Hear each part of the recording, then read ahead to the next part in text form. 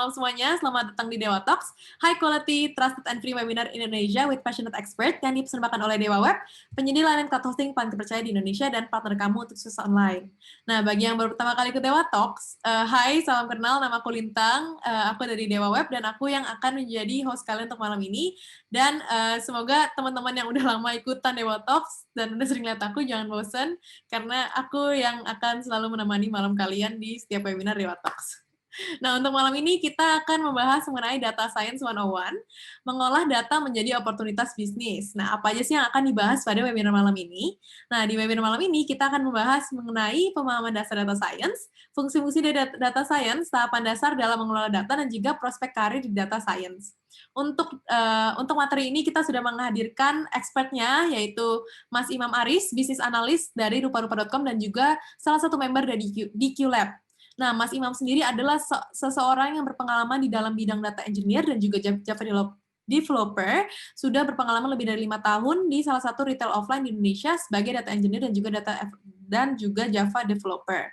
Nah, Mas Imam sendiri juga tertarik dalam dunia business intelligence, data science professional, juga data analis dan machine learning. Nah, tentunya nanti ilmu yang di-sharing oleh Mas Imam itu sangat terpercaya, jadi teman-teman yang baru pertama kali hadir dan baru mau belajar mengenai data science, tenang aja, pastinya Mas Imam dengan senang hati akan membahas mengenai data science secara bertahap dan juga mudah dimengerti oleh teman-teman. Nah, mungkin dari Mas Imam boleh nyalain kameranya dan memperkenalkan diri sedikit kepada teman-teman, Mas Imam. Bentar ya. Halo semuanya. Malam, Mas Imam. Iya. Apa kabar, Mas Imam? Sehat. Oh, sehat. Iya. Oke, sekarang berarti lagi kerja dari rumah ya, Mas Imam? Atau gimana nih, masih ke kantor? Iya, hari ini lagi WFH kebetulan. Oke. Gimana, Mas, so far WFH? Apakah menyenangkan, Mas? Ya, di bawah menyenangkan saja, karena kan setiap pekerjaan itu ya harus diselesaikan secara profesional sih. Baik, Mas. Oke, sebelumnya Iya. terima kasih Mas Imam karena sudah bersedia untuk sharing-sharing di Dewa Talks malam ini untuk membahas mengenai data science ya, Mas Iya. Imam. Iya. Oke. Nah, mungkin dari teman-teman boleh kasih tahu juga nih apakah suara dan kamera dari Mas Imam udah kedengaran dengan jelas dan terlihat dengan jelas? Aman, clear, jelas. Oke. Cukup sih. Oke. Terima kasih teman-teman atas informasinya. Nah, Mas Imam, sebelum aku mulai juga, aku mau kasih tahu sedikit background dari peserta hari ini ya, Mas Imam. Iya. Oke, kebanyakan ternyata ikut itu laki-laki, Mas Imam. Dan pekerjaan mereka itu mostly ternyata mahasiswa dan juga karyawan. Gitu, Mas Imam. Ya, biasanya sih mahasiswa itu masih mencari jati diri ya. Betul. Dan ternyata mostly laki-laki sih, Mas. Bukan perempuan. Ada sih perempuan setengahnya, cuman tetap kebanyakan laki-laki nih ternyata untuk yang tertarik mengenai data science ini, Mas. Iya. Emang kebanyakan sih, kalau untuk data scientist itu kebanyakan emang pria ya, karena kan rumit banget sih untuk rumitnya dalam artian nanti saya jelaskan di Oke. di ininya, iya. Tapi tetap ada yang perempuan nggak, Mas, nih kalau dari background data science ini? Yang Ada kerja. teman saya perempuan itu juga jago banget, malah dia senior udah. Oke. Berarti selamat belajar ya teman-teman. Nah, sebelum aku benar start lagi, ada satu polling lagi nih Mas Imam. Jadi Mas Imam juga punya gambaran nih, apakah teman-teman yang hadir hari ini udah tahu mengenai data science sebelum, dan kalau misalnya mereka udah tahu mengenai data science, program mana yang mereka kenal? Apakah Python, R, PHP, atau nggak ada yang sama sekali mereka ketahui sama sekali ya, Mas? Bentar, aku launch polling satu lagi ya teman-teman. Katanya peserta, Mas Imam, mungkin boleh nanti digedein lagi suaranya Mas Imam, karena ada yang kurang jelas suaranya. Oh, kurang jelas ya? Kalau sekarang gimana? Gimana teman-teman suara Mas Imam sekarang? Oke, aman. Jelas, oke, aman. Oke, mungkin saya agak mendekat kali ya. Boleh Mas Imam. Oke. Oke, sambil kita lihat pollingnya yang lagi live. Mas Imam bisa lihat kan ya live polling yang sekarang lagi Bisa. nyala ya? Kita lihat, iya. Oke, kita lihat dulu sebentar. Banyakan yang tahu atau nggak tahu nih mengenai data science ya? Wah, banyak kan tahu Python ya. Iya, kebanyakan tahu Python. Terus seberapa jauh teman-teman mengetahui mengenai data science? Ternyata kebanyakan pemula mereka baru Hmm, mengenal dasar dari data science itu, hmm. dan untuk programnya ternyata kebanyakan itu Python, dan satu lagi ternyata banyak yang belum tahu sama sekali, Mas Imam, mengenai ini. Nanti Iya, mungkin iya. boleh di-mention sedikit Oke, kali ya, nanti seperti oke, apa ya. oke, oke. Oke. Oke, ini Ya, mungkin, iya Mas mungkin Imam. kalau untuk materi saya nanti itu nggak terlalu berat ya, dalam artian ya mudah-mudahan dimengerti. Jadi kalau nggak mengerti nanti langsung tanya di Q&A-nya aja ya. Oke, oke. Oke. Mungkin itu sekilas perkenalan dari aku juga dan perkenalan dari background peserta hari ini. Waktu dan Iya, tempat aku persilakan kepada Mas Imam untuk membawakan materinya. oke. Malam Oke, semuanya. Mas. Assalamualaikum warahmatullahi wabarakatuh. Em, jadi di sini saya diundang oleh Dewalks dan Dekilab untuk menyampaikan materi tentang bagaimana sih ngolah data untuk sebagai oportunitas bisnis yang ada di perusahaan-perusahaan gitu. Oke, sebelumnya sebelum saya lanjut untuk memberi materi, saya mau memperkenalkan diri dulu. Oke, nama saya Imam Aris Munandar. Saya saat ini kalau untuk education bisa lihat lah ya. Untuk education saya pernah di IPB, ada anak IPB nggak ya? Coba saya lihat. Ada anak IPB di sini? Wah, ada Bogor juga ya. Ada Bogor, ada anak IPB. Wah, angkatan 42. Oke. Uh, saya di uh, IPB jurusan ilmu komputer, terus ngambil juga di BINUS, dan saat ini mudah-mudahan di fall weather nanti saya masuk di Universitas of Michigan. Oke, selanjutnya. Nah, untuk karir path sendiri, saya sekarang ini sebagai bisnis analis di rupa-rupa.com. Ada yang tahu rupa-rupa.com? Kalau tahunya mungkin S-Hardware kali ya, S-Hardware, Informa. Nah, rupa-rupa.com sendiri ini merupakan omni-channel ya, atau e-commerce-nya dari Informa dan S-Hardware atau kawan lama grup gitu. Terus saya juga pernah bekerja di Time International, bukan majalah ya. Time International sendiri itu kayak retailer, itu saya udah 5 tahun di retailer tersebut. Kalau pernah dengar Urban Icon, Tory Burch, Fossil, nah itu semua brand-brand yang dipegang oleh Time International gitu. Terus saya juga pernah jadi instruktur juga, terus saat ini juga saya mengembangkan bisnis startup saya juga. Dan saya juga moderator developer circle di Jakarta. Banyak sih yang bertanya apa sih data scientist itu, kok kayaknya hype banget ya, maksudnya wah kayaknya keren banget sih gitu. Jadi kalau menurut saya sih data scientist itu merupakan suatu pekerjaan yang mengolah sebagai data science. Jadi bagaimana sih kita mengambil data yang besar secara struktur maupun tidak struktur. Jadi datanya itu kita harus identify sesuai dengan data apa yang kita inginkan atau user inginkan gitu. Termasuk kombinasi pemrograman, statistical skill, terus machine learning sama algoritma gitu. Terus apa sih yang dibutuhin di apa sebagai seorang data scientist itu? Yang paling penting itu kalian harus mengerti matematika. Wow, pasti langsung wah matematika. Ya, matematikanya sih apa ya? Kalian nggak perlu pusing mikirin aljabar, kalkulus, nggak perlu dipusingin gitu. Karena konsep-konsep hanya sebatas aljabar sama probability aja sih yang dipakai gitu. Terus pemrograman itu juga penting banget. Yang paling penting yang kalian kuasai itu adalah pemrograman R sama Python. Nah, kedua ini nanti bakal ada saya jelasin kenapa penting untuk sebagai data scientist gitu. Terus analytical skill juga perlu, karena gini, kalau kalian tidak bisa menganalisa suatu data, itu apa ya, kalian bisa nggak dianggap cuman sebagai ya data engineer, bisa sebagai database administrator gitu. Nah, fungsinya data scientist ini, kalian harus mampu menganalisa suatu data dan memberikan insight dari data itu untuk impact terhadap perusahaan gitu. Nah, paling penting satu lagi itu business skill. Jadi percuma kalian jago programmer, jago Python, jago R, terus matematika kalian A+, ya kalau kalian nggak bisa apa ya, menanamkan pola pikir kalian sebagai businessman, itu juga nggak bisa sebagai data scientist. Karena paling penting itu kita harus tahu nih data yang kita ambil itu solusinya seperti apa. Apakah dapat menyelesaikan masalah kita atau tidak gitu. Nah, selanjutnya data visualisasi. Nah, ini setelah kita mengolah datanya, kita harus wajib memvisualisasikan data kita gitu.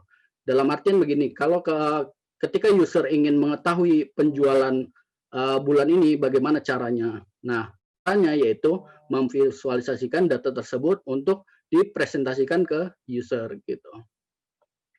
Nah, terus data wrangling. Data wrangling ini bagaimana kita merapikan atau menstrukturkan data-data yang awalnya data kita yang kotor dan menjadi bersih. Nah, itu bagaimana caranya? Nanti di belakang saya akan menjelaskan data science metodologi gitu. Jadi bagaimana data yang ibaratnya data benar-benar kotor, terus data yang diinginkan oleh user atau yang diinginkan oleh kita juga gitu. Ini sangat membantu untuk menghasilkan format data sesuai kebutuhan user dan kebutuhan apa yang untuk mendapatkan impact terhadap perusahaan. Nah, machine learning ini sebagai tambahan sih sebenarnya, karena tidak semua perusahaan menerapkan machine learning. Cuman lebih baik dipelajarin untuk machine learning, karena dari machine learning ini kita tahu bagaimana sih cara, salah satu contoh kemarin saya mengerjain voucher abuser. Jadi bagaimana sih contoh customer yang merupakan pihak apa namanya, kecurangan, dia hanya membeli untuk mendapatkan benefit-benefit voucher. Nah, itu ada caranya menggunakan teknik machine learning ini gitu. Kemudian seperti ini gambarannya. Jadi kalian itu bakalan belajar bagaimana mengakuisisi data, menyiapkan datanya, terus menganalisa datanya, membuat model, habis itu membuat visualisasi. Nah, kemudian pasti untuk mendeploy atau maintenance data tersebut gitu. Nah, kenapa sih data scientist itu? Jadi data scientist itu sebenarnya udah lama, dari 2017-2018 itu dari kutipan Forbes, karena dibilang di sini data scientist the sexy job. Luar biasa ya. Jadi menurut Forbes itu data scientist itu apa ya, sangat dibutuhkan perusahaan, karena gini, pasar insight di 2018 itu meningkat 2 kali lipat, karena kita sekarang eranya internet ya, industri 4.0. Jadi perusahaan-perusahaan itu semua data apa ya, semua data diinginkan bagaimana sih caranya mengolah data di internet, mengolah data mereka, membandingkan dengan data di internet dengan data mereka, penjualan mereka. Jadi sekitar 80 perusahaan itu sangat tergantung insight dari seorang data scientist gitu. Nah, terus prospeknya gimana sih sebagai seorang data scientist? Nah, ini gambarannya, ini gambaran dari top 2018 dari LinkedIn ya. Kita lihat machine learning engineer itu dibutuhkan di LinkedIn itu sekitar 9 hampir 10 kali lowongan yang ada di LinkedIn gitu. Ini untuk universal ya, bukan di Indonesia gitu. Nah, kedua itu udah masuk ke data scientist gitu. Nah, kalau untuk machine learning engineer ini apa ya? Ini untuk di Indonesia sendiri masih jarang ya, sangat-sangat jarang. Karena biasanya benar-benar yang dibutuhkan itu paling banyak itu di data scientist untuk di Indonesia gitu. Sedangkan untuk di luar negeri udah berpindah ke machine learning engineer gitu. Nah, kemudian ya kalian bisa lihat sendiri ya, saya nggak perlu jelasin. Ya inilah contoh kenapa data scientist itu menjadi seksi job di 2017-2018. Nah, wah ini kalau udah ngomongin duit, pada cepet nih, oh pengen jadi data scientist. Jadi rata-rata salary ini untuk kelas junior ya. Jadi sekelas junior data scientist itu per tahunnya ya kalian bisa lihat sendiri gitu. Jadi kalau kalian udah sekitar pengalaman 2 tahun, ya nggak segini lagi sih. Oke, terus karir path-nya kayak gimana sih sebagai seorang data scientist itu? Jadi karir path-nya itu banyak. Kalau kalian belum bisa mampu mendapatkan sebagai seorang data scientist, ini semua salah satu jalan kalian untuk menjadi data scientist. Ada bisa jadi data engineer. Nanti saya kasih tahu bedanya apa sih sama data scientist. Ada bisa menjadi business analyst. Nah, terkadang business analyst ini mengerjakan sebagian data scientist juga gitu, apalagi big data kan. Terus bisa menjadi manajemen profesional, bisa jadi DB administrator kan, terus machine learning, researcher, atau sebagai practitioner. Terus, nah ini apa sih bedanya data scientist, data analyst, sama data engineer? Nah, data analyst sama data engineer itu ketiga hal ini sangat berbeda, apalagi terkait job-job yang ada di suatu perusahaan gitu. Mungkin ini agak ini aja saya skip aja. Mungkin saya kasih tahu simple ilustrasinya. Jadi seorang data scientist itu mengolah data yang sudah diolah oleh data analis. Sedangkan data engineer mengolah data kotor menjadi data bersih yang akan diolah oleh data analis. Nah, sedangkan data analis itu mengolah data yang diberikan oleh data engineer untuk ditampilkan, divisualisasikan, dan untuk menghandle bagaimana membuat report. Nah, data scientist inilah fungsinya untuk bagaimana memberikan impact terhadap apa yang data analis berikan untuk terhadap bisnis gitu. Nah, simpelnya begini. Jadi ketika sebuah restoran itu pasti punya namanya chef. Ada beberapa chef yang banyak banget. Ada chef Petri, ada chef yang langsung masaknya, head chef-nya dan sebagainya. Nah, seorang data engineer itu adalah seorang cooking chef, diilustrasikan seperti ini ya. Jadi bagaimana sih seorang data engineer itu atau cooking chef ini mengolah data? Dia misalnya membuat soto. Nah, soto ini kan pasti punya banyak bahannya. Ada bahannya tomat, ada bahannya yang lain dan sebagainya. Nah, disinilah fungsinya seorang data engineer, mengolah data apa yang diinginkan oleh restoran tersebut. Nah, data analis adalah plating chef. Bagaimana seorang data analis merapikan beberapa bahan-bahan yang telah diberikan oleh seorang data engineer. Nah, sedangkan data scientist itu sebagai kitchen manager. Bagaimana dia memberikan insight terhadap dari makanannya, apakah enak oleh user, kira-kira makanannya enak atau enggak, dan dia bakalan memberikan insight tersebut terhadap chef yang tadi, terhadap seorang data analis dan data engineer. Seperti itu. Terus skill set apa yang dibutuhin? Skill setnya itu banyak banget, yang terutama itu paling penting. Jadi data scientist itu berada di tengah-tengah. Hacking skill kalian butuhin, terus statistik kalian butuhin, terus domain expertise itu seperti business skill yang tadi yang saya jelasin gitu. Nah, ini public speaking juga penting banget, apalagi subject matter expertise itu sangat penting karena kalian bakalan ngomong terhadap user, jadi nggak serta-merta kalian hanya cuman mengolah data saja gitu. Terus matematika fundamental yang saya jelaskan tadi, bagaimana kalian harus mengerti aljabar, terus kalkulus, permutasi, kombinasi, ini kayaknya di kuliah sering banget sih ketemu ini ya. Nah, statistik fundamental ini juga fundamental aja, biasanya deskriptif analis, terus diferensiasi statik dan sebagainya gitu. Nah, ini kurang lebih seperti ini. Nah, terus main skill code-nya apa sih? Yang paling penting sih sebagai seorang data scientist itu yang paling penting MySQL, Python, dan R. Ini sangat penting. Kalau kalian nggak bisa MySQL, ya kalian nggak bakalan bisa apa-apa jadi seorang data scientist. Nah, kalau untuk Python sama R, itu terkadang ada seorang data scientist, dia lebih condong ke Python, lebih condong ke R gitu, karena mempunyai fungsi masing-masing. Sebagai contoh, kalau R itu lebih kuat di visualisasi data, sedangkan Python itu lebih kuat untuk mengolah data dan menjadikan sebuah model machine learning. Terus, ya data scientist itu sangat penting, bagaimana cara melakukan kode. Nah, ini contohnya. Jadi, kalau saya sih biasanya pakai Python sama R, pakai Java, pakai Go juga bisa sebenarnya, tapi itu bahasa yang sulit untuk dipahami ya untuk orang yang baru memulai. Jadi saya menyarankan untuk belajar Python dan R. Terus di mana sih belajarnya? Nah, yang paling penting untuk belajar menjadi seorang data scientist itu Yang paling penting itu tergantung dari kaliannya gitu. Maksudnya dalam artian kalau bootcamp itu bisa sampai 4 sampai 6 bulan, itu cepat banget gitu. Sedangkan kalau untuk degree kayak misalnya di kampus atau misalnya di Coursera atau sebagaimananya, itu bisa lebih dalam kurun waktu 1 tahun. Nah, sedangkan Massive Open Online Course ini itu bisa sampai 15 bulan gitu. Ya dalam artian kayak Udemy, terus Udacity dan sebagainya. Nah, di sini kalau di Indonesia sendiri saya menyarankan untuk belajar di Dekilab karena di Dekilab itu paling penting itu bahasa Indonesia sebenarnya untuk di Dekilab gitu.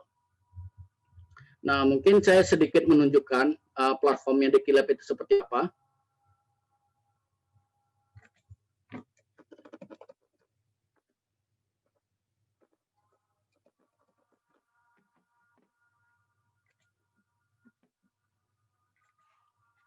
Jadi kalian bisa daftar. Ini saya langsung login dulu aja ya.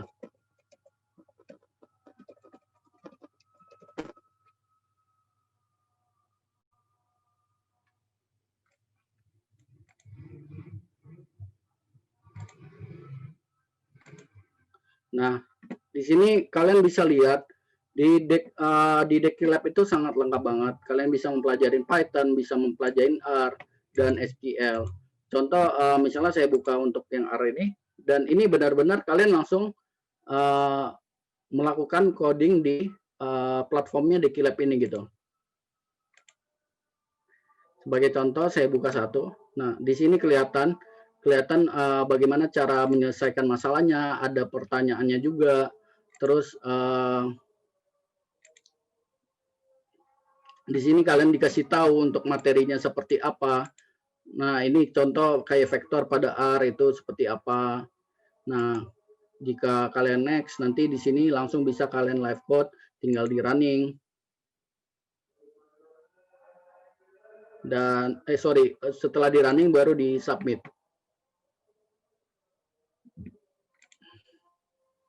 Nah, kurang lebih sih kayak gini ya. Nanti kalian bakalan dapat skor. Nah, skornya ini bakalan kalian menentukan seberapa besar sih skill kalian gitu. Nah, di sini kalian bisa lihat skornya gitu. Nah, di sini banyak banget. Ada career track juga. Di sini career track kalau kalian mau lihat, ini sudah disusun sedemikian rupa oleh Dekilab gitu. Jadi saya sarankan untuk belajar untuk kalau bahasa Indonesia di Dekilab. Oke, saya lanjut.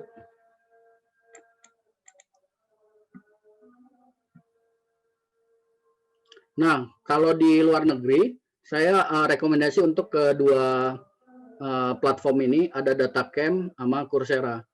Nah, saya sendiri ngambil Coursera itu untuk IBM Data Science Profesional, itu saya sudah ngambil sampai selesai, itu sekitar total hampir 10 bulan. 10 bulan itu saya menyelesaikan kursnya hingga mendapatkan satu batch untuk Data Science Profesional gitu. Nah, banyak lagi kalian bisa belajar di Udacity bisa, di edX juga bisa gitu. Nah, ini adalah map praktikalnya. Kalian bisa belajar matematika dulu, terus toolbox data science-nya seperti apa. Nah, ini cuman hanya petunjuk aja ya, petunjuk dari saya gitu. Nah, data science toolbox ini seperti SQL, kayak gimana kalian pelajarinya, terus apa itu Jupyter Notebook, terus di RStudio itu namanya R Markdown dan sebagainya. Terus ada data science fundamental. Nah, dari sini bisa cabang 2, kalian bisa belajar langsung ke machine learning, tapi kalau kalian pusing dengan matematika bisa langsung ke big data analytic gitu. Terus jangan lupa setelah udah belajar buat portofolionya gitu. Nah, portofolio ini penting karena sebagai menunjukkan bukti kalian sampai mana skill kalian gitu. Dan jangan lupa temukan mentor kalian juga gitu. Oke, mungkin dari saya untuk ini break dulu. Bagaimana dengan Mbak Lintang? Oke. Thank you Mas Imam untuk sesi pertama mengenai materi perkenalan dasar ya mengenai data science itu. Nah, mungkin bagi teman-teman yang masih bingung dengan materi yang dibawakan oleh Mas Imam di bagian pertama tadi, dan mau tanya mengenai materi tadi itu boleh banget langsung tulis di Q&A, sambil aku pilihin beberapa pertanyaan juga ya Mas Imam, mungkin dari Ya. teman-teman ada yang belum tulis pertanyaannya. Oke. Ini sudah ada beberapa pertanyaan yang masuk. Mas Imam, oh ya nanti untuk next-nya mungkin nggak usah buru-buru kayak tadi Mas Imam, tadi kelihatan buru-buru banget, santai aja Mas Kayaknya Imam. cepat banget ya. Iya, Iya, kayak iya, ya, oke. dikejar-kejar gitu Mas. Kayak nanti Iya. setelah ini santai aja Mas, nggak apa-apa. Oke, pertanyaan selanjutnya dari Kafarin Dian. Mengapa kita perlu menguasai Python dan R untuk menjadi data scientist? Apakah dengan advanced analytics menggunakan micro Excel, MATLAB, Minitab, atau tools lainnya tidak cukup Mas Imam? Oke.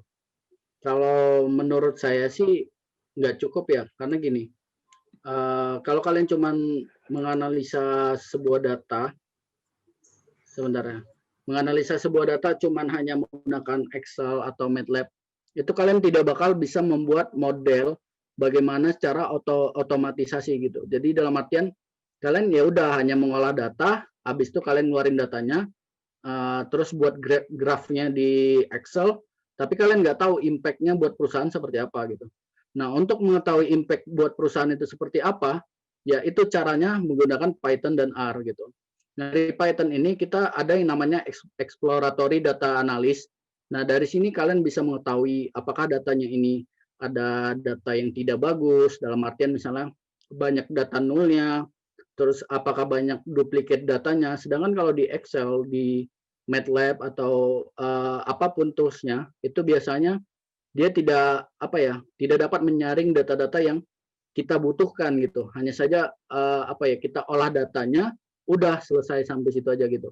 Jadi kenapa butuh menguasai Python dan R? Ya itu tadi, bagaimana caranya kalian untuk mendapatkan impact. Oh ini kayak yang tadi ya saya kasih contoh voucher abuser. Nah kalau hanya cuman pakai Excel gitu, ya kita cuma hanya mendeteksi pakai VLOOKUP yang sama udah gitu, tapi kita nggak tahu ini berapa sih percentage rasionya untuk alamat ini sama dengan customer ini, terus email ini apakah ada kemiripan atau enggak. Nah itu kalian nggak tahu. Jadi untuk mengetahui itu ya diolah oleh di Python dan di R atau R gitu. Jadi kurang lebih seperti itu. Jadi kayak kemarin sih saya udah olah berapa rasionya kemiripan dari alamat email, kemiripan dari addressnya, alamatnya. Nah setelah itu baru bisa dikombin dengan Excel. Nah jangan lupa juga belajar Excel juga ya, karena Excel juga penting karena setelah kalian olah kan pasti kalian menghasilkan output itu ya berupa Excel atau CSV gitu. Nah dari situ kalian bisa mengolah lanjutnya mungkin pakai VLOOKUP atau pakai pivot. Nah itu tergantung kebutuhan kalian gitu. Oke, jadi kalau misalkan kalau misalkan cuma mau saya kayak Excel itu hanya dasarnya aja, nggak bisa pelajari lebih lanjut nanti untuk menentukan tahapan saja seperti apa nih kayak gitu ya Mas Imam ya? Iya benar. Oke, jadi perlu banget dipelajari untuk Python, kalau nggak R, kalau nggak tadi Mas Imam sempat mention ya di presentasi Mas Imam ya untuk bahasa-bahasa pemrogramannya ya. Iya benar. Oke. Seperti itu ya Kak Farin untuk jawabannya. Pertanyaan selanjutnya Mas Imam dari Kak Rafli Radia. Apa peran penting seorang data scientist bagi perusahaan Mas Imam? Mungkin banyak yang belum tahu juga nih data scientist tuh perannya sebenarnya peran utama itu seperti apa sih dalam perusahaan Mas? Oh oke. Jadi peran paling utama sih sebagai seorang data scientist itu, jadi kalian setelah mengolah data, mendapatkan data yang diinginkan sama user gitu. Dari data tersebut kita kan pasti nanti saya jelasin juga sebenarnya sih. Jadi ada namanya data science methodology. Jadi bagaimana sebagai seorang data science melakukan metode secara real time di perusahaan gitu. Misalnya dari business solutionnya seperti apa, business problemnya seperti apa. Nah dari business problem itu kita bakalan ngelakuin apa. Nah dari situ kita sebagai seorang data scientist harus memberikan impact terhadap perusahaan. Jadi sebagai contoh gini, saya kan bergabung di rupa-rupa.com. Bagaimana sih cara saya untuk meningkatkan sales di bulan berikutnya? Nah itu ada namanya teknik forecasting model. Jadi forecasting artinya apa ya? prediksi bagaimana penjualan, misalnya si item A ini penjualannya di bulan depan itu apakah berapa. Kita bukan prediksi seperti Tuhan sih, jadi kita memprediksi secara logika dan statistika gitu. Jadi kita prediksi, oh ini bulan depan kemungkinan penjualannya sekitar misalnya 10 juta untuk 100 item dan sebagainya. Itu kan kita nggak bisa nebak-nebak. Kalau nebak-nebak ya apa ya, bakalan dimarahin sama user loh. Kamu kok nebak-nebak, nggak berdasarkan data. Nah, itulah fungsinya sebagai seorang data scientist. Ketika kalian melihat data, itu kalian bisa melakukan prediksi ke depannya seperti apa dengan sebagai seorang data scientist. Itu perlunya. Jadi perusahaan juga nggak bisa nebak-nebak ini gimana ya bulan depan perusahaan penjualan kita gimana ya bulan depan, apakah nyampe target atau enggak, atau cuman segitu juga gitu. Nah, sebagai data scientist itu kita bisa bisa prediksi, bisa kita forecasting. Jadi ibaratnya, oh bulan depan itu penjualan kita bakalan naik 40% loh. Loh, kamu tahu dari mana? Ini berdasarkan data yang kita olah dengan Python dan R tadi gitu. Jadi itu kenapa data scientist itu perlu di sebuah perusahaan gitu. Oh, oke. Jadi lebih membantu ini ya, targeting sales, targeting objektif yang nantinya dari tim marketing ataupun tim bisnisnya mau capai gitu ya Mas Imam ya? Bantu kasih gambaran gitu ya? Iya. Okay. Boleh satu lagi. Saya seorang kepada Mr. Ron ya, Mr. Ron. Okay, saya seorang buta warna. Terus apa akan kendala dalam menghadapi pembelajaran data science atau bisa diarahkan cocok di bagian yang mana? Terima kasih. Kalau saya jawab ya, kalau untuk sebagai seorang data science, ini tolong ya, maksudnya saya mau ngasih tahu for your information juga, data science dengan data scientist itu berbeda ya. Jadi kalau data science itu misalnya contoh menyanyi, itu data science. Terus data scientist itu penyanyi yang melakukan nyanyi tersebut gitu. Jadi saya cuma ngasih informasi aja gitu.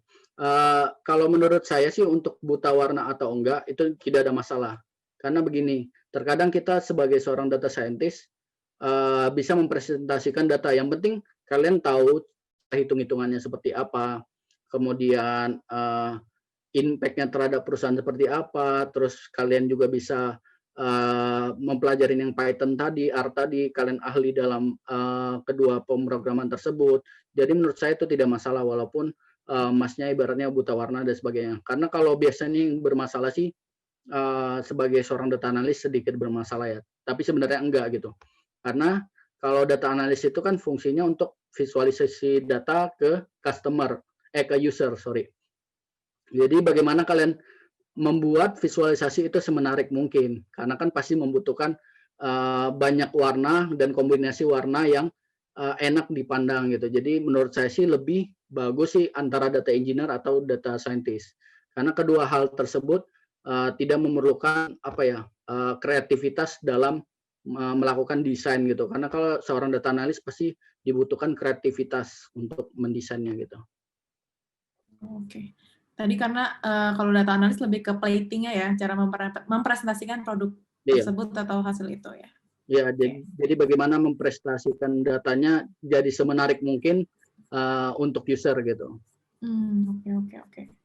Seperti itu ya, Mr. Ron, semoga terjawab. Jadi kalau misalkan mau masuk ke dunia data science atau data engineer ini, bisa pilih yang di luar data analis gitu. Kak Ron, semoga terjawab. Nah, itu sekian untuk sesi pertama Q&A. Mungkin boleh lanjutin dulu Mas Imam untuk sesi selanjutnya. Oke, dilanjut ya? Iya, boleh Mas. Oke, jadi selanjutnya tadi kan udah saya jelasin. Seorang data scientist itu punya namanya metode. Metode dalam artian bagaimana cara kalian bekerja. Ini secara real time secara real. Sebagai kalau sebenarnya saya sebagai business analyst cuman mengerjakan pekerjaan seorang data scientist juga gitu. Jadi untuk melakukan data science circle ini, metode ini, kalian harus penting. Important question-nya itu apa? Pertanyaan penting oleh user itu seperti apa? Tadi saya contoh, bagaimana sih cara meningkatkan penjualan di bulan depan? ini kok item ini nggak kejual-jual ya? Kenapa? Ada masalah apa? Terus misalnya contoh, ini item ini tadi penjualannya cuma 5% dari target kita. Kok bisa nggak ditingkatin di 15%? Jadi semua pertanyaan itu harus kalian mengerti bisnisnya seperti apa gitu. Makanya kan tadi saya bilang sebagai seorang data scientist harus mengerti mempunyai bisnis skill set kalian gitu. Nah, dari metode ini kalian mempunyai banyak proses. Pertama itu kalian harus mengerti bagaimana bagaimana bisnis itu di perusahaan kalian, terus apa masalahnya, bagaimana cara men-solving problemnya dan sebagainya. Tadi kayak saya bilang penjualan bulan depan bagaimana ya cara meningkatkannya gitu. Terus setelah itu analytic approach, pendekatan analisa kalian ke perusahaan itu ke user itu seperti apa gitu. Jadi bagaimana cara kalian menggunakan data yang sudah ada untuk menjawab pertanyaan tadi.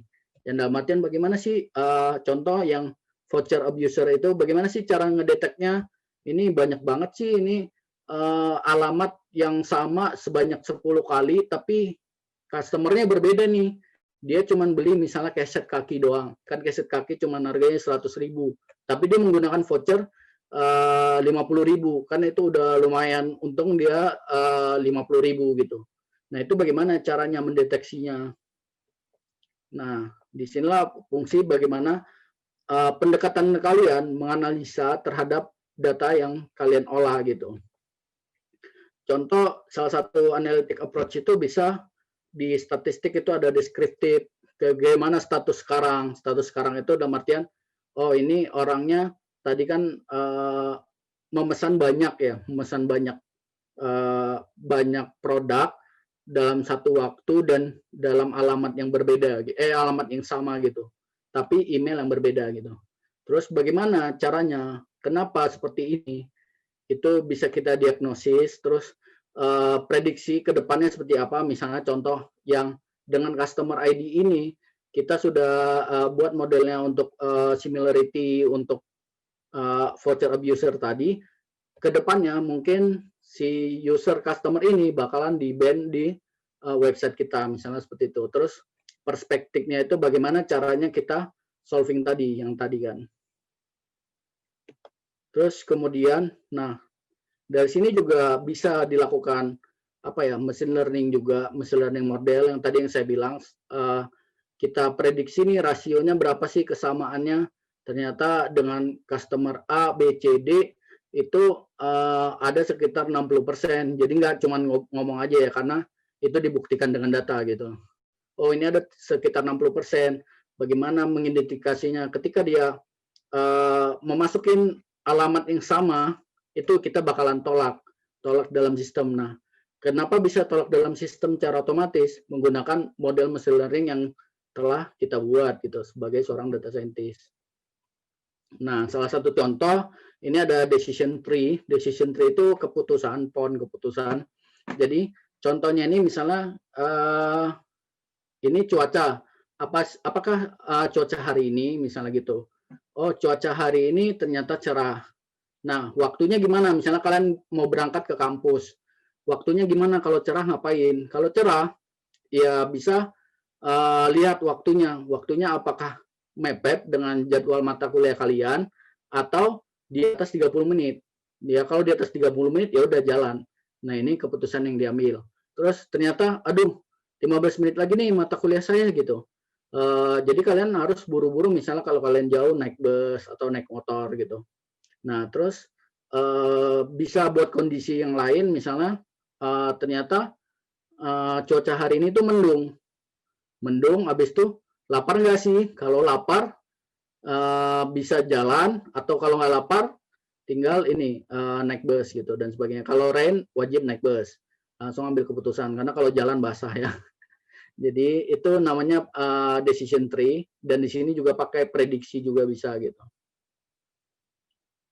Terus selanjutnya setelah kita udah melakukan pendekatan analisa tadi, kita membutuhkan requirement data seperti apa sih, data apa aja yang dibutuhkan tadi untuk apa ya, untuk mendeteksi voucher abuser tadi. Nah, disinilah apa tugas penting seorang data engineer sebenarnya. Jadi bagaimana kita memasak data dengan data gitu. Jadi bagaimana kita mengolah data, apa yang dibutuhkan, terus tadi kan voucher user ya. Yang paling penting kan misalnya customer name-nya, customer ID-nya, terus alamatnya, kolom alamat, terus eh, data table dari penjualan. Nah, itu penting banget. Jadi kalian harus setelah udah mendapatkan permasalahan tadi, kalian harus mengerti data yang ada di perusahaan kalian gitu. Nah, dari data requirement ini bakalan menjawab si 5W 1H gitu. Siapa yang membutuhkan ini gitu. Ternyata tim marketing. What? Apa yang menyebabkan ini gitu. Where di mana? Di mana customer ini melakukan abuser tadi gitu. When dari kapan? Misalnya ternyata pas waktu promo 12-12. Terus why? Kenapa mereka ngelakuin ini? Ya karena pengen dapetin voucher promo gitu, misalnya gitu. Terus how? Bagaimana cara mengatasinya gitu. Jadi ini pertanyaan mendasar untuk kalian untuk berpikir bagaimana caranya untuk kebutuhan data tadi gitu. Nah, setelah itu selanjutnya setelah udah mendapatkan kebutuhan data tadi kayak customer ID, terus penjualan, terus alamatnya. Nah, dari sini kalian melakukan koleksi. Tapi nggak harus kalian sih, ini biasanya tugasnya data engineer gitu. Kalau misalnya data engineer nggak ada, ya jadi tugas kalian gitu. Jadi kalian koleksi datanya, bahan-bahannya tadi yang saya sebutkan, apa yang dibutuhkan. Terus ini contoh ini jangan diambil pusing ya. Jadi kalau diambil pusing ini ya apa ya, ini sebenarnya sederhana, script dari Python. Import ini itu library dari Python. Kalau kalian dulu belajar apa ya? Belajar Java, aduh susah kali ya. Belajar PHP mungkin ada library-nya seperti apa, misalnya kayak jQuery dan sebagainya. Nah, ini merupakan library dari untuk mengolah data frame gitu.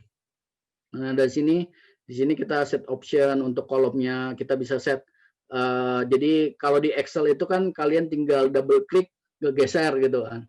Nah, ini kita buat scriptnya gitu. Terus data frame ini kita ngebaca CSV itu extension dari Excel juga, sebagian Excel.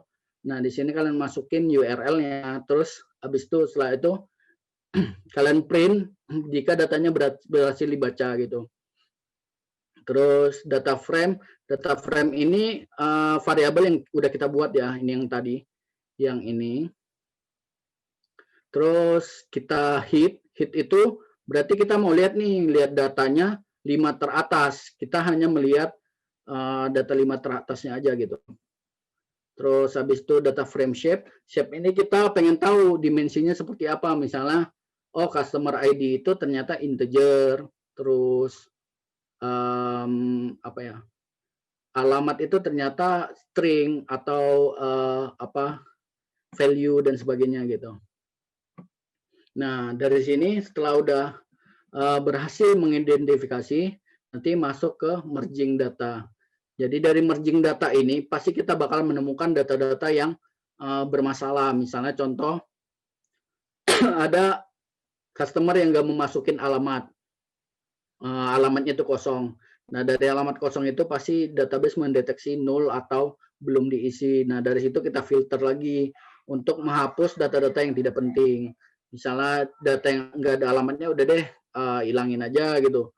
Atau data-data yang nggak ada apanya ya, untuk pemrosesan lainnya misalnya seperti itu. Jadi kita benar-benar kumpulin datanya menjadi sebuah data yang kita butuhkan gitu. Kurang lebih seperti ini. Nah, setelah itu, ini sebenarnya tugasnya data engineer sebenarnya. Banyak kan tugas data engineer. Tapi kalau misalnya di perusahaan kalian nggak ada data engineer, ya tugas kalian. Seperti itu. Jadi setelah kita udah mengolah datanya, setelah kita udah melihat datanya, menghapus data-data, membersihkan data-datanya, kita harus mengerti datanya. Dari sini kita harus mengerti apa yang mau kita siapkan, apa yang mau kita bersihkan. Tadi sudah dilakukan di sini kan. Setelah itu kita lihat untuk prosesnya ini, database itu kita prepare bagaimana data yang tadi yang kita olah itu menjadi kebutuhan untuk menjawab bisnis problem tadi gitu. Nah, di sini contoh ya, kan ada banyak populasi, kan kita populasi ini semua nggak mau kita ambil. Nah, jadi populasi mana yang kita ambil? Nah, contohnya itu tadi yang saya bilang untuk voucher abuser, seperti apa sih kriterianya gitu kan. Nah, dari sini kita ambil beberapa, ini ada yang namakan exploratory data analysis. Kita lihat, oh ini ternyata ciri-ciri voucher abuser itu biasanya melakukan pengiriman lebih dari 2 kali misalnya, atau lebih dari 1 kali. Nah, dari situ kita lihat alamat yang sama, itu kita tampung dulu ke sini. Nah, habis itu kita lihat probability-nya gimana, rasionya seperti apa, kesamaannya seperti apa. Nah, dari situ kita langsung inference, habis itu kita cek lagi di populasi yang lain, gitu. Nah, dari data preparation ini kita membersihkan datanya, yang tadi data nol dan sebagainya. Terus transforming datanya juga, mau kita transform ke CSV dulu, atau ke data frame. Nah, kayak ini kan contoh. Nah, dari sini contohnya ini kita melakukan replace. Ketika ada nilai 1, itu kita ganti menjadi yes. Ketika ada nilai 0, itu akan kita ganti menjadi no gitu. Jadi ini merupakan salah satu data cleansing. Jadi biar data kita itu bisa readable, bisa kita baca gitu. Kalau cuma 1-0 kan bingung ya, ini 1 apa ya? 0 tadi apa ya? Jadi biar lebih gampang dibaca, untuk memudahkan hidup, mending diganti jadi yes or no gitu. Nah, setelah itu ketika ada judul yang gede, biasanya sih ketika ada data kotor yang dari data engineer, itu biasanya dia kan tergantung tekniknya ya. Ada orang ngebuat ngebuat header data itu huruf besar, huruf kecil gitu kan. Nah, ini kita lakukan perubahan menjadi huruf kecil semua. Nah, disinilah tugas pentingnya seorang data scientist. Kita bakalan melakukan modeling. Nah, modeling ini kita harus bisa mempersiapkan, memvisualisasikan bagaimana menjawab kebutuhan yang tadi loh. Yang tadi yang terkait voucher abuser. Nah, caranya ya misalnya saya membuat consign similarity model. Jadi bagaimana cara saya menyamakan model A dengan model B atau alamat A dengan alamat B. Bagaimana sih caranya? Ya, caranya kita bisa melakukan teknik namanya di consign similarity gitu. Nah, setelah itu bakalan kita adain evaluasi. Evaluasinya kan pasti kita udah buat modelnya nih. Modelnya itu tadi kan consign similarity. Ternyata dapat hasilnya misalnya rasionya 70%, 80%, 60% dan sebagainya. Nah, dari sini bakalan dievaluasi dengan user. Dalam artian, oh ini kita udah dapat loh, ternyata si customer B itu melakukan abuser sebanyak 10 kali. Melakukan penggunaan voucher sebanyak 10 kali. Ini harus ditindaklanjuti. Kenapa saya tahu si customer B ini melakukan order dengan promo itu? Ya karena saya punya data rasionya seperti ini. Kadang kan ada orang buat alamatnya dibalik-balik. Misalnya jalan Malabar Ujung atau jalan Ujung Malabar, terus ada jalan nomor 4 Malabar Ujung gitu. Jadi sengaja dibalik-balik sama dia untuk untuk supaya tidak kedetek di sistem kita. Tapi sistem yang sudah saya buat itu bakalan mendeteksi untuk penyamaan data seperti itu gitu. Biasanya tuh rasionya di atas 80% kalau kayak gitu. Jadi biasanya sih kalau orang-orang yang niat banget menggunakan promo cara berkali-kali itu biasanya seperti itu sih. Dengan user yang berbeda. Dia buat misalnya user BCD terus habis itu user apa gitu, user C, user D, tapi alamatnya sengaja dibeda-bedakan, putar balikan gitu. Terus emailnya dibuat banyak. Nah, itu cara sistem yang kita buat itu udah bisa ngedeteksi, oh ini dengan orang yang sama sebenarnya. Nah, dari sini, ya ini tadi yang saya jelasin, descriptive analysis, terus prediksi. Nah, prediksi ini yang saya lakuin ya, consent similarity itu prediksi. Descriptive itu bisa kayak berupa visualisasi data gitu. Nah, selanjutnya kan tadi setelah udah kita buat modelnya, baru kita evaluasi dengan user. Apakah sudah menjawab atau tidak gitu. Nah, dari ketika sudah menjawab, kita juga membuat bagaimana melakukan adjust model tadi. Nah, ini yang sudah saya jelasin ya, yang tadi descriptive model, terus statistical significance, ini bisa pakai time analysis, terus bisa predictive model pakai decision tree. Nah, ini nggak usah dilihat ya, ini panjang banget. Ini contoh aja ya, ini contoh bagaimana kalian kalau ngoding di Python gitu. Ini contoh aja sih. Nah, terus habis itu setelah kita udah punya model tadi yang kita buat, kan ada rasio sekian 80 sampai 90%, dari situ kita bisa apa ya? Setelah user oke, kita bisa implement untuk deploy ke sistem kita. Misalnya kalau di sistem di website kita di rupa-rupa gitu. Nah, dari situ ya kita pasti minta bantuan tech juga ya untuk implement model kita ini gitu. Nah, dari model kita ini kita bakal implement, kita masukin ke sistem kita. Nah, dari sistem kita itu kita coba lagi, kita tes seperti apa, apakah berhasil dan sebagainya. Nanti kan bakalan dapat feedback gitu. Nah, feedbacknya ini bagaimana? Apakah problem yang tadi, customer user tadi terjawab atau tidak? Pertanyaan-pertanyaan tadi terjawab atau tidak? Misalnya, oh terjawab nih ternyata dengan implement model yang saya buat ini, ternyata user-user yang melakukan kecurangan tadi itu bakalan kita blacklist misalnya. Bisa blacklistnya secara sistem, misalnya dia tidak bisa pakai promo lagi, atau bisa ketika dia udah banyak banget pakai, bisa dengan nama yang sama kita tidak izinkan untuk mendaftar lagi dan sebagainya gitu. Nah, itu tergantung bagaimana feedback ke depannya, apakah menjawab atau tidak gitu. Nah, dari sini sistemnya ini berputar terus. Biasanya kalau yang saya alamin ya, biasanya itu problem misalnya contoh itu di data collection sama data preparation. Itu biasanya terkadang muter-muter. Dalam artian, oh ternyata ini tidak dibutuhin lagi. Oh ternyata koleksi ulang, apakah dibutuhin lagi. Oh ternyata nggak butuh lagi nih kolom ini, koleksi ulang lagi, kita mengerti lagi datanya.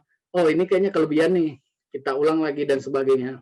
Nah di sini bakalan ada proses yang diulang-ulang gitu biasanya. Nah, terus habis itu di sini juga bakalan ada untuk proses yang diulang itu ketika feedbacknya tidak menjawab pertanyaan tadi, misalnya sistem yang saya buat nih ternyata salah, error, dalam artian rasionya nggak benar nih, presentasinya nggak benar, mendeteksi apa tadi alamat tadi. Nah, dari sini kita buat ulang modelnya seperti apa gitu. Nggak harus kita ngumpulin datanya ulang sih. Jadi bagaimana tergantung problemnya apa, apakah solve atau tidak, apakah terjawab, jika tidak kita buat ulang modelnya. Nah, mungkin sampai situ. Jadi kalau kalian mau kontak saya juga bisa di LinkedIn atau di IG kalau mau tanya-tanya. Mungkin saya kembalikan ke Mbak Lintang. Oke, Mas Imam, thank you untuk materinya tadi juga, untuk gambaran besar, secara gambaran umum gitu ya, cara kerjanya data scientist itu gimana sih, dan apa aja sih yang olah datanya seperti gimana juga. Oke, sekarang berarti kita masuk ke sesi Q&A nomor 2 ya, Mas Imam? Iya, ya? benar. Oke, Mas Imam juga lihat sendiri pertanyaannya ada banyak banget, Mas Imam. Banyak. Oke, aku akan pilih beberapa ya Mas Imam. Nanti aku juga seperti tadi mungkin akan minta tolong Mas Imam untuk pilih 1 atau 2 pertanyaan dari webinar malam ini. Sebentar. Oke. Yeah. Oke. Saat sesi Q&A. Oke. Pertanyaan tadi aku udah pilih juga. Pertanyaan selanjutnya dari Sekolah Desain House 1. Mau nanya berapa lama waktu untuk mengelola data sampai bisa mendapatkan kesimpulan yang kita cari, Mas Imam, untuk data science ini. Oh, oke. Tadi mana yang ter-Excel itu? Aku udah pindahin ke answer. Mungkin Oh berapa ya. lama dari setiap, mungkin kalau misalnya aku boleh tarik dari pertanyaan ini, kita per berapa lama kita ambil datanya, terus kita olahnya berapa lama sampai itu menjadi kesimpulan Mas Imam. Kalau untuk berapa lamanya itu biasanya ya kalau yang paling rumit itu sebenarnya kayak meeting dengan klien sebenarnya. Itu bisa 2 minggu, bisa berapa minggu tergantung kalau tergantung user, sorry. Tergantung usernya sibuk atau enggak sebenarnya itu gitu. Terus ya kita hitung lah misalnya 1 minggu ya untuk meeting dengan user, bagaimana kita mengerti bisnisnya gitu. Terus setelah meeting itu biasanya ngolah data ya itu 3 hari ya kurang lebih gak nyampe sebulan sebenarnya gitu. Kurang lebih maksimal sebulan. Nah, karena biasanya user butuh cepat, karena kalau kalian cuman mengolah data nggak cepat-cepat, biasanya bakalan bakalan ketinggalan untuk mengerjakan pekerjaan yang lain gitu. Jadi diusahakan cepat, ya kurang lebih sih 1 bulanan lah maksimalnya gitu. Berarti untuk Terus jumlah data yang diambil, kalau jumlah data yang diambil Mas Imam, maksudnya diambilnya dari range, misalkan dari kuartal 1 kah, kuartal 2 kah, atau gimana Mas? Per Ya kuartal kah atau? tergantung problemnya sebenarnya. Kalau misalnya problem yang tadi yang voucher abuser tadi, itu saya ngambilnya di tahun 2020 Januari sampai Desember gitu. Tergantung permasalahannya sebenarnya sih. Bisa ngambil dari Januari sampai Desember, atau misalnya permasalahan yang lain, misalnya contoh sales target yang buat prediksi tadi, forecasting, bisa ngambil yang bulan lalu untuk diprediksi untuk bulan ini misalnya gitu. Jadi tergantung apa masalahnya untuk kalian ngambilnya. Terus apakah per harinya bisa terlihat hasil bagian-bagiannya, itu bukan hitungannya per hari sih sebenarnya. Tergantung seberapa bisa kalian menyelesaikan modelnya itu tadi. Kalau ya kalian misalnya baru-baru belajar, ya pelan-pelan aja gitu.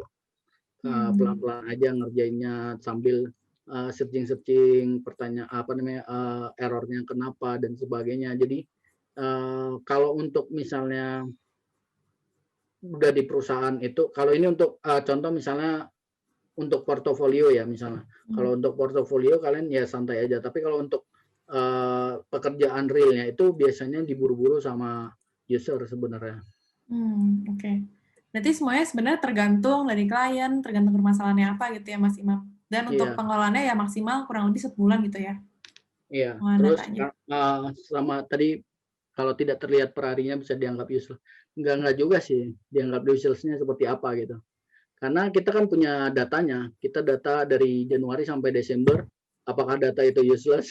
Kan nggak mungkin. Itu data yang dipakai user gitu. Oke. Ya. Oke, terima kasih jawabannya Mas Imam.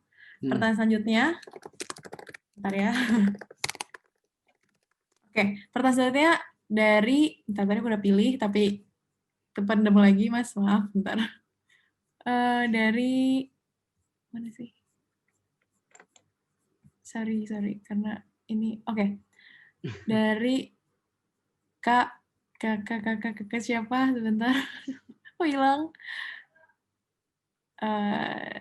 Dari ini nih, ketemuin. Dari Kak Benedik Karuna, perusahaan atau model bisnis seperti apa yang sangat memerlukan peran dari data analis atau data scientist? Kalau bisa, tolong sebutkan contoh company-nya, Mas Imam. Boleh dipindah. Oh iya, aku pindahin ke answer dulu. Oke, perusahaan atau model. Perusahaan, semua perusahaan sih biasanya sih perusahaan retail itu penting banget. Terus e-commerce sangat penting. E-commerce itu terus kayak financial trading itu juga penting buat forecasting. Terus apa lagi ya? Yang paling penting sih 4 itu sih sebenarnya. Sebenarnya perusahaan banyak sih yang butuh. Yang paling penting itu retail, e-commerce, financial trading, sama Satu lagi kayak misalnya apa ya, kayak waskita apa sih kalau namanya itu konstruktor gitu. Nah itu bisa kalian buat testing bagaimana caranya berapa kilometer untuk buat betonnya kuat, itu bisa kita olah sebagai data science. Ya contoh company-nya ya tadi e-commerce itu ya banyak ya, saya nggak sebutin contoh kayak di saya aja rupa-rupa gitu. Nah di retail itu bisa banyak banget juga, retail misalnya MAP terus dan sebagainya, financial trading. Nah itu kalian tahu lah kayak apa ya, saham-saham di perusahaan saham itu juga penting sebenarnya. Terus kayak apa, konstruktor kayak Waskita, United Tractor itu penting juga gitu.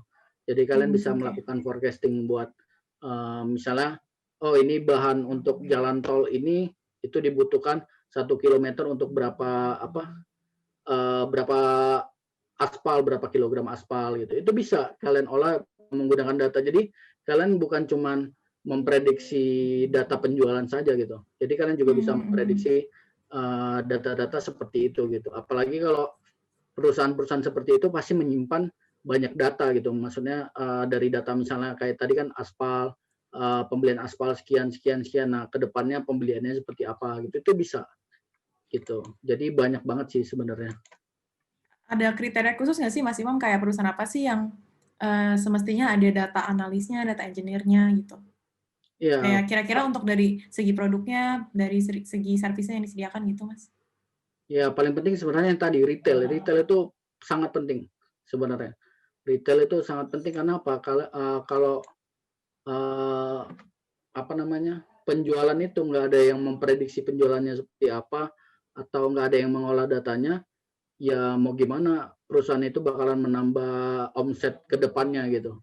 Jadi menurut saya yang paling penting itu sebenarnya retail. Retail itu Yang penting. produknya benar-benar banyak juga ya, Mas ya? Ya, misalnya jualan jam atau tas atau ya kayak UMKM juga sebenarnya penting, cuman kan kalian nggak perlu belajar ini ya.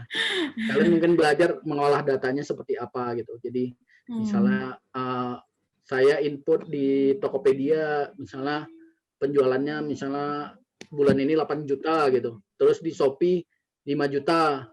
Nah, kalian pengen tahu kenapa di Shopee cuma 5 juta, di Tokped 8 juta. Bisa pakai teknik data science ini sebenarnya gitu. Kalian bisa melihat, oh ini ternyata yang beli misalnya kalian menjual sarung, misalnya sarung buat sholat gitu kan. Nah, dari sarung itu kan yang paling banyak kan ini apa namanya, penjualan di Tokped tadi kan. Nah di Tokopedia itu kan banyak untuk yang beli itu pria gitu, banyak yang pria. Sedangkan di Shopee itu banyak wanita. Nah itu alasannya kenapa. Nah itu bisa kalian lakuin apa teknik-teknik seorang data scientist gitu. Oke, semoga terjawab ya Kak Benedik Karuna. Terima kasih Mas Imam untuk jawabannya. Ini akan aku pilih 3 pertanyaan terakhir dari aku, Mas Imam. Nanti Mas Imam mungkin boleh pilih 2 pertanyaan lagi ya Mas Imam untuk sesi Q&A hari ini. Iya. Selanjutnya dari Kak Raihan, apakah decision making dari data scientist suka bentrok dengan final decision dari bidang lain, Mas Imam? Dari Kak, tadi siapa namanya? Kak Raihan, KM Raihan Lizardo. Sebentar ya. Mana ya tadi? Udah dipindahin ya? Udah.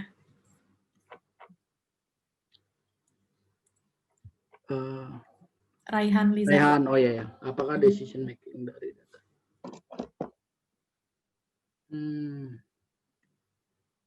Sebenarnya sih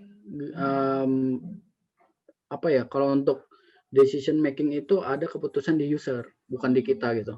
Jadi kita hanya apa ya, kita hanya memberikan data model seperti apa, kita presentasikan. Nah, semua keputusan itu ada di user. Jadi ya kalau misalnya ada bentrok dengan apa namanya, kepentingan yang lain itu ya nggak mungkin, karena kan kepentingan seperti apa yang ada di user itu semua user yang pegang gitu. Oke. Gitu.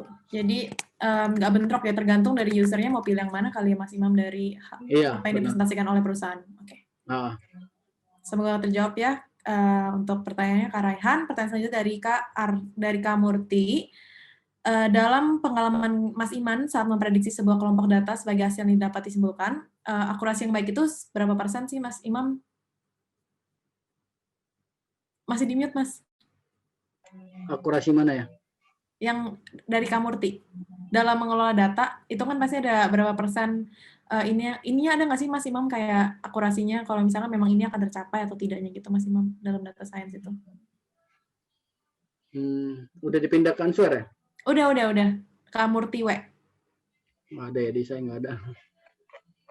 Ya, aku copy paste di chat ya Mas. Nah.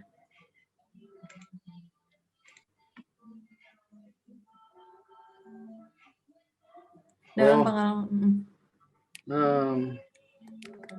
Itu ada hitungannya sebenarnya sih. Kalau untuk akurasi data itu hitungannya bisa pakai apa ya, saya lupa namanya. Pokoknya ada di statistik, itu rumus Slovin sebenarnya. Pakai akurasi berapa persen untuk mendapatkan dari populasi gitu, berapa persen datanya. Jadi kalau yang menurut saya baik sih, semakin mendekatin 100% itu semakin baik gitu. Misalnya 95% tingkat margin errornya 0,5% misalnya. Kayak gitu. Ya, semakin mendekatin semakin baik gitu. Oke. Kayak skripsian pas kuliah aja nih pakai rumus Slovin Mas. Iya. langsung keinget statistika kuliah. Iya, jadi kayak gitu sih sebenarnya. Oke. Terima kasih Mas Imam. Semoga tercapai Kak Murti. Pertanyaan terakhir dari aku, dari Kak Arnold. Jika user melakukan kecurangan dalam submit data dengan user yang berbeda-beda, apakah itu bisa terdetek melalui perangkat yang ia gunakan, Mas Imam? Aku udah share chat. Pertanyaan lewat chat juga.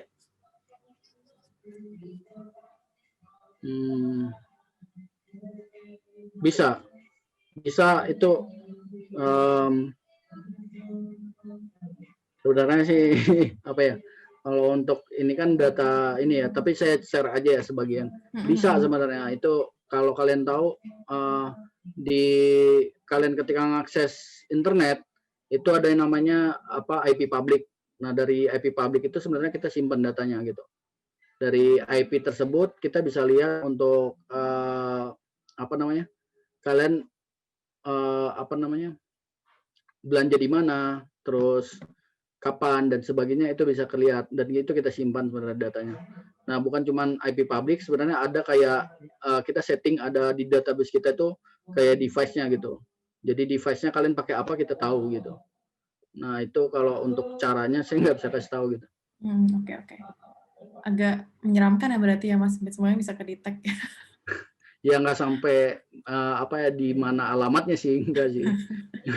Cuman device-nya ketahuan. Iya, device-nya seperti apa itu ketahuan gitu. Semoga tercapai Kak Arnold. Nah, mungkin dari Mas Imam boleh pilih 2 pertanyaan terakhir Mas untuk malam ini Mas Imam. Dari 78 yang masih ada. Sambil Mas Imam pilih, iya sambil Mas Imam pilih, aku mau ucapin terima kasih teman-teman untuk antusiasnya. Pertanyaannya banyak banget dan nggak habis-habis, dan aku meminta maaf juga kalau misalkan dari sekian banyak pertanyaan ini ada yang nggak kejawab, mohon maaf. Mungkin teman-teman bisa langsung aja cek Instagram GQ Lab atau Instagram Mas Imam, mau tanya langsung ke Mas Imam, di Instagramnya juga bisa mungkin. Dan mungkin ternyata pertanyaan yang teman-teman tanyakan sekarang itu ada jawabannya gitu di Instagram GQ Lab atau di Instagram Mas Imam, seperti itu. Iya. Ini ya, saya udah dapet nih. Oke, boleh Mas. Ini dari kayaknya siapa? Udah 2 kali dia nanya ya. Dari Imade Satria Bimantara. Ada pertanyaan satu lagi. Tadi jelaskan cara untuk mengatasi atribut dari dataset yang misalnya null value. Apakah boleh langsung menghapus? Bagaimana jumlah sedikit? Apakah boleh tetap menghapus data point? Kalian nggak berhak untuk menghapus di data production gitu. Jadi kalau untuk ketika kalian mengolah datanya pada saat yang tadi data cleansing tadi atau data collection tadi, itu boleh, berhak. Tapi kalau kalian ngapus langsung ke data point sampai ke production, waduh itu kalian bakalan disembur sama CTO kalian. Jadi nggak perlu, jadi biarin aja data null itu untuk di production. Yang penting ketika kalian mengolah datanya itu sampai mana, itu yang kalian olah, itu boleh kalian hapus nullnya gitu. Jadi jangan sampai apa ya, data null itu kalian hapus di data point production-nya gitu. Itu nggak boleh. Terus, Pertanyaan terakhir Mas Imam untuk malam ini, Mas. oke, terakhir ya. Iya, Bentar ya. boleh, nggak apa-apa. Oke, semoga terjawab ya tadi pertanyaannya Kak Imade Satria Bimantara. Untuk yang lainnya mohon maaf ya kalau tidak sempat dijawab di malam ini.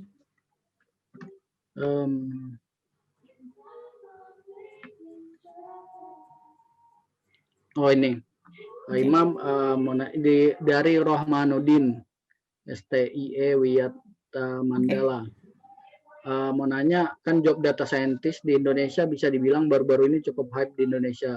Nah, yang ingin saya tanyakan, apakah bisa seorang yang lintas jurusan bisa mempelajari seluk-beluk tentang data scientist?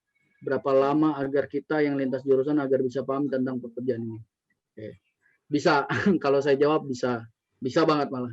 Kayak contoh teman saya itu teknik kimia, dia data scientist. Terus ada lagi dia teknik sipil, itu data scientist. Banyak sih di Devilab juga ada, saya lupa siapa gitu, baca dia dari ekonomi bisa jadi seorang data scientist. Jadi kalian nggak usah mempermasalahkan student kalian atau jurusan kalian apa. Yang penting yang kalian motivasi kalian untuk menjadi data scientist gitu. Jadi bagaimana belajar data science seperti apa gitu, terus mempelajarin oh ini loh pekerjaan data scientist itu kayak gini loh. Kalian cukup gampang sih sebenarnya sekarang, apalagi kayak ada webinar dari Dewa Talks ini, Dewa Web ini, itu cukup banyak banget ya Mbak untuk terkait data ini ya. Apalagi minggu depan ya atau gimana? Ada lagi? Setiap minggu sih Mas Imam untuk Iya, webinar-webinar ini. jadi ya tetap aja pantengin, ikutin seperti ini. Ini kalian enak banget sebenarnya untuk belajar gitu.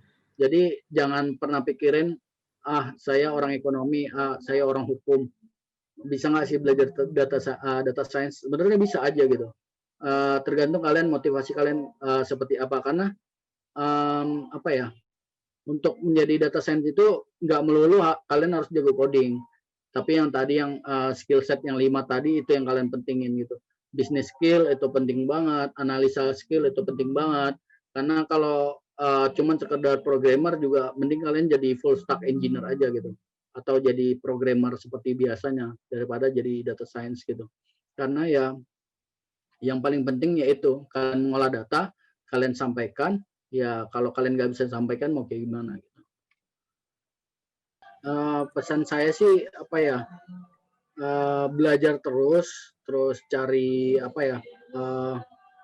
pengalaman dalam membangun portofolio kalian, terus cintai pekerjaan kalian sih.